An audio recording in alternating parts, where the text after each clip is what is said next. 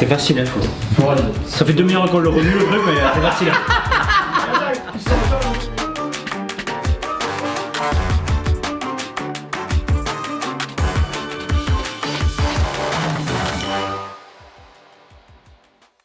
Hey, bonjour mes amis aveyronnais et amoureux de l'Aveyron, j'espère que vous allez bien. Benjamin, Sébastien, nouvelle émission culinaire pour vous donner toutes les clés de toutes les recettes aveyronnaises essentielles à votre vie. Bonjour à tous, bienvenue les amis. Voilà, avec Sébastien, on a décidé de créer une émission autour de l'Aveyron, autour de sa gastronomie et autour de ces hommes qui la font vivre. Voilà, ça me tenait à corps. Donc voilà, aujourd'hui nous allons commencer une petite série avec une première recette. Et première, oui. Seb. Et quoi de mieux que de faire un bon aligot. Cette recette, elle est célèbre dans l'Aveyron et partout en France, voire partout dans le monde. Donc on a décidé de commencer par cette recette et vous donner toutes les petites astuces pour cuisiner ce bon aligot avec nos produits locaux que tu vas nous présenter. Eh bien de suite, alors les pommes de terre, 1 kg de pommes de terre. Les patates. Les patates. Ah, la patate. La patate du Ségala. La tome de chez Alain, très bien. 400 g de tome pour 1 kg de pommes de terre. Le beurre, 100 g. 250 g de crème, sel et l'ail rose, bien sûr, pour bien amener du goût. Allez, on va commencer par peler nos petites patates. Donc t'as dit patates du Ségala. Donc aujourd'hui on est sur le Ségala, on filme sur le Ségala aux cuisines Mouissé. On les remercie de nous prêter gracieusement leur cuisine. Et on a choisi quelques patates sélectionnées sur ce pays. Moi, tu veux que je t'aide peut-être, hein? J'ai l'habitude de travailler moi. Ouais. Donc nos patates épluchées en cuisson, au salé. On vous conseillera 3-4 petites gousses. Là cette recette elle est pour 4 personnes. Donc nous on aime l'ail, je trouve qu'il faut que ça soit aillé, il faut qu'on le sente. C'est intéressant, le fait de le cuire dans l'eau et de ne pas le rajouter après, ça va parfumer vraiment ce côté, cette purée qui va être légèrement aillée, mais ça va pas non plus être trop fort. Et ceux qui ont un petit peu de mal avec l'ail peuvent manger l'aligot. D'ailleurs souvent on voit les gens qui demandent à manger sans ail, mais l'aligot il n'y a pas de problème, ils le mangent sans souci. Donc les pommes de terre entières par contre dans l'aligot, pour une simple et bonne raison, c'est que l'objectif de l'aligot il est quand même de dessécher la pomme de terre. Donc pomme de terre entière, on prend le temps, on a le temps, tranquille. En parlant de pommes de terre, est-ce que tu savais Benji que l'aligot avant c'était pas fait avec des patates?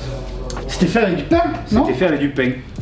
19e siècle, par là environ, il y a eu une disette de blé, donc pas de farine pour faire le pain, et ça a été compensé par de la pomme de terre, et c'est là qu'est né l'aligot. Voilà. Est-ce une légende ou est-ce que c'est vrai? Et comment ça s'appelait avant? Alicote, alicuite, quelque chose dans ce genre. Je pense que ça change de chaque village. Un patois pour un aligot. Ouais, c'est ça, voilà. C'est ça. C'est le plus long, 20-25 minutes de cuisson pour les patates. Donc 400 g de tome bien fraîche.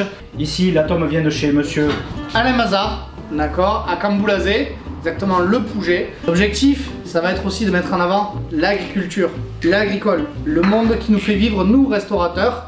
Et voilà, ça c'est l'importance, la base. Rien que comme ça. C'est pas une recette très compliquée, ça demande 2-3 connaissances de base sur les pommes de terre, mettre l'ail dans l'eau pour parfumer les pommes de terre pour éviter de le mixer après dans la purée, comme ça on n'a pas un petit morceau. La tome fraîche coupée assez fine à température, ça c'est l'idéal, c'est bien. Si elle sort du frigo, quand on va la mettre dedans, ça va vous refroidir la purée, ça risque d'être un peu plus long. Tu fais ça tellement bien. T'as vu ça? 20 minutes later. Ah ça y est, c'est cuit, impeccable. Donc 20 à 25 minutes de cuisson en fonction de la variété de patates, en fonction de la variété de la taille aussi, ça peut être assez important, et de l'altitude, c'est ça. De l'altitude, très important. Est-ce que c'est cuit? Là, nickel. Là c'est parfait. Et tu moulines. Allez, bouleg. Bien cuite ce patate, hein? On peut mettre une petite gousse d'ail. Ah si ça te fait plaisir. Ah moi ça me fait plaisir. Voilà. Allez. Une belle petite purée là. Donc 250 g de crème. Petite belle crème fermière là, du Levezou, c'est nickel ça. Les petits pots font 100 g, on y va. 100 g de beurre. Là c'est bien chaud encore là. Là déjà, tu as une purée du dimanche que tu peux accompagner avec poulet rôti, ça pourrait être déjà sympa. Et puis alors avec cette base là, on y va, hein. On peut faire ce qu'on veut. Pomme duchesse, pomme dauphine, purée, aligot. Là, ça c'est du bonheur. L'aligot a une importance aussi, c'est la température en fait, pour faire fondre la tome. Il faut que la température soit quand même, il ne faut pas que ce soit trop chaud. Donc c'est pour ça qu'on peut mettre au bain-marie pour tenir notre petite pomme de terre. On sait comment ça se passe. Un repas avec des copains, l'apéro, une bouteille, deuxième bouteille, bam, on avait prévu de manger à 12h30, 14h30, hop, il y a le con qui propose de muscat. Allez, ça c'est bon, t'es dans la nasse, ton aligot il est raté. Le dimanche ou le samedi, vous êtes en famille, entre amis et tout ça, vous pouvez faire votre purée assez tôt le matin, genre 10h, 11h, et après la mettre au bain-marie, tranquillou. Ça y est, nous avons mis la purée au bain-marie, vous touchez plus, vous pouvez couvrir ou autre, et là on va aller se boire un petit apéro tranquillement. Allez, à tout de suite mes amis. Maintenant? Ah ouais, ok. One eternity later. Allez, l'apéro fini. On y va, on passe à table. Donc c'est bon, on a mis les saucisses à griller, on a mis un peu tout, ce que vous voulez, l'accompagnement. Avec quoi tu accompagnes l'aligot, toi? Moi? Ah, moi j'aime le bœuf. Une bonne viande de Drac, bien entendu, on n'est pas chauvin pour rien. Donc vous pouvez l'accompagner avec la saucisse, avec du bœuf, avec de l'agneau. C'est quand même avec une viande grillée, c'est vraiment le top, le paradis. Mais sinon vous pouvez le manger tout seul aussi. Ça c'est vraiment top. Parce que c'est un plat qui est très riche, très consistant, hein, on peut le dire. Quand il fait froid l'hiver, même quand il fait chaud aussi, on peut se régaler avec. Quand on prend 1,2 kg pour 4, c'est sûr que ça peut être consistant. Il y en a qui le disent. C'est l'office de tourisme du département de l'Aveyron qui a choisi les quantités pour 4 personnes. C'est la main. Bienvenue en Aveyron. On remonte notre purée en température gentiment, pas la brusquer. N'oubliez pas que votre tome, il a bien fallu qu'elle reste dehors, à température. Ça c'est très très important aussi. Donc on n'a pas ressalé notre purée, normalement on avait salé, on avait salé notre eau. On peut regoûter, on peut retester un petit peu, vous rajoutez la dose de sel. On modifie notre assaisonnement. Les spécialistes de l'aligot disent environ 2-3 grammes de sel par personne pour une quantité, quand on fait des grosses quantités, souvent c'est ce qu'ils préconisent. Là on va être pas mal. C'est l'ébullition qui commence légèrement à arriver. C'est l'indicateur. On va y aller progressivement, hein, tout doucement. Voilà, ça c'est vraiment la difficulté, c'est la descente à température de la purée, donc il ne faut pas trop faiblir et il faut remuer sans arrêt. Ça sert à rien de mettre tout d'un coup, sinon vous allez avoir en fait une descente de la purée qui va se faire, la température va descendre d'un coup, et en fait vous allez avoir des amas de fromage, donc ça va servir à rien de le tailler, à faire un gros bloc de fromage, et là ça va servir à rien et vous allez galérer à la remonter en température. Donc allez-y petit à petit, tranquillement. Hop. N'oubliez pas qu'il reste que ça à faire, après on passe à table. Comme ça, là, comment il s'appelle? Salbi.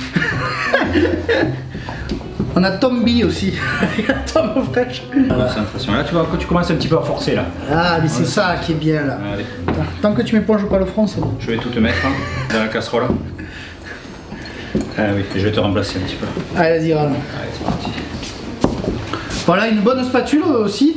Mieux spatule plate quand même pour l'aligot, parce que on va chercher partout dans les coins. Faire attention parce que suivant les feux, les coins peuvent brûler. Ça va vous apporter un aligot en fait un peu cramé, quelque chose qui va être un peu brûlé, c'est un peu dommage. Donc n'hésitez pas à prendre ces spatules un peu plates ou légèrement arrondies qui permettent d'aller bien dans les coins de la casserole. Là quand on regarde, quand on voit bien que Sébastien a cherché dans les coins. Faut être patient, faut être patient. Ça se mérite un aligot, ça se gagne.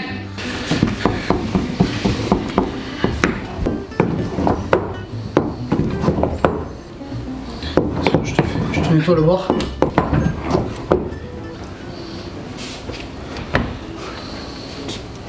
Alors, on commence à avoir quelque chose de très beau. On donne la béquille. Hop. Voilà. T'es en train de suer, moi ça. Eh oh, rappelle. C'est beau ça, hein. Un bon aligot là, en famille, entre amis, tranquille. Ah. Bon, un peu de bras. Pas de bras, pas d'aligot. Ah, voilà. Là, nickel. Il est fini. Bientôt prêt. Oh là là là, on va se régaler. On va chercher la saucisse, on y va. Ça c'était pas mal. On est un peu transpiré quand même sur la fin là, je vous le dis. Hein. Bon Seb, on s'est régalé, on a bien mangé. Moi j'en peux plus. Putain, gavé, l'aligot. C'est la régalade comme d'habitude. Parfait. Par contre il en reste. Et toujours l'aligot, le problème c'est qu'il en reste un peu. Aujourd'hui, une petite astuce, petite feinte comme ça, fintouse entre guillemets.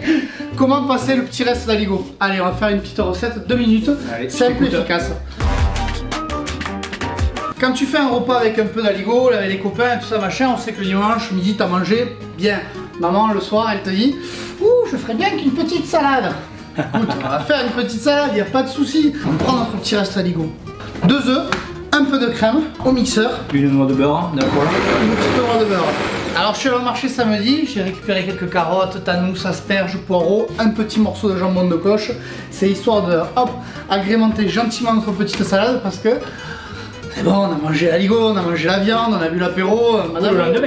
Ah oui, le lendemain aussi. Oui, les 5 légumes par jour, 5 fruits et légumes par jour. On y est, large là, large. Petit peu de farine. Tac. C'est une grosse pâte à crêpes, sauf qu'à la place du lait c'est de la crème. Entre le pancake et le blinis, mais avec notre petit aligot en fait en base. C'est des blinis d'aligot quoi. C'est des petits blinis d'aligot, regarde. Génial. Comme une petite galette. Génial, j'avais jamais vu ça, c'est trop cool. Voilà. J'assaisonne ma petite salade. Belle salade de début de printemps là. Petit morceau de poireau. C'est les restes mais il fallait avoir tout ça à la maison quand même. Mais tu mets ce que tu veux, c'est ça l'avantage en fait. plaisir. C'est que tu te fais plaisir, tu te la régales comme tu veux. Ça veut dire que si t'as pas ça, que t'as autre chose, mais tu te mets autre chose. C'est l'avantage de cette petite salade. Demain tu te mets avec un morceau de chèvre, t'as pas l'air, tu mets un peu de concombre, tu fais avec comme tu veux. Et voilà, notre petit blinis. On le pose là. Tac, une petite galette. Après, vous êtes avec les enfants, vous les faites en grosse, vous y mettez du jambon, du fromage à l'intérieur, vous retournez, vous le mettez comme ça. Les enfants ils sont contents comme tout. Cette cuisine c'est pour la faire aimer à tout le monde, aux enfants, aux grands, et voilà. Et on mange de l'aligot. Nickel. Voilà mon sel. L'astuce Abel, vous avez vu, c'est formidable. On jette rien, c'est génial, c'est ludique, tout est bon, rien à jeter. Et en plus je pense qu'on va vraiment se régaler, ça sent très très bon. Merci beaucoup Ben. Seb, c'était la première, c'est pas la dernière, on continue, ça a été un vrai plaisir de le faire ensemble. J'espère que Merci. vous aussi. Ça sera Merci, un Seb. plaisir. Ben, merci à vous, à très bientôt. Merci à Jérôme et à Flo, Cuisine Moussée qui nous ont accueillis, parce qu'on n'est pas facile, surtout lui. Et à bientôt. Et bon appétit. Bien sûr. Merci.